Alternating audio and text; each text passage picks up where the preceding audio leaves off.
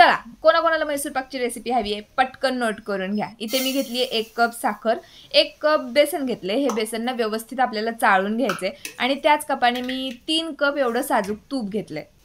तुम्ही तेल घ्या, तूप घ्या किंवा दोन्ही मिक्स करून घ्या, काही प्रॉब्लेम नाही। हे तूप मी एका गॅसवरती गरम करण्यासाठी ठेवले। आता या साखरेचा आपल्याला पाक बनवायचा आहे, त्यासाठी मी त्यामध्ये पाणी घातले आणि त्याला हलवायला घेतलंय। चाळून ठेवलेलं जे बेसन आहे त्यामध्ये गरम तूप आपल्याला घालायचे आणि ते व्यवस्थित मिक्स करून घ्यायचे, ओलसर त्याला आपल्याला बनवायचं। आता या साखरेचा 1 तारी पाक आपल्याला बनवायचा आहे। पाक तयार झाला की मिक्स करून ठेवलेलं बेसन यामध्ये घालायचं आणि याच्या अशा प्रकारच्या गाठी जरी दिसल्या तरी घाबरायची काही कारण नाही, हलवत राहिलो की ते विरघळून जातात।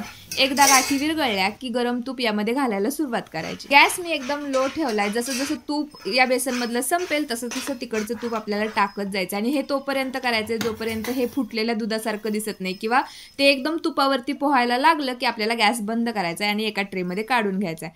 आता ते आधी असं फुगलेलं दिसतं, नंतर थोडंसं खाली जातं, पण काही प्रॉब्लेम नाही। थोडंसं थंड झालं की व्यवस्थित त्याला कट करून घ्यायचं आणि कट केल्यानंतर अशा प्रकारे त्याला तूप निथळण्यासाठी ठेवून द्यायचे। 1 तास ठेवल्यानंतर मी हे चेक केलं आणि एकदम मस्त मैसूर पाक तयार झालाय।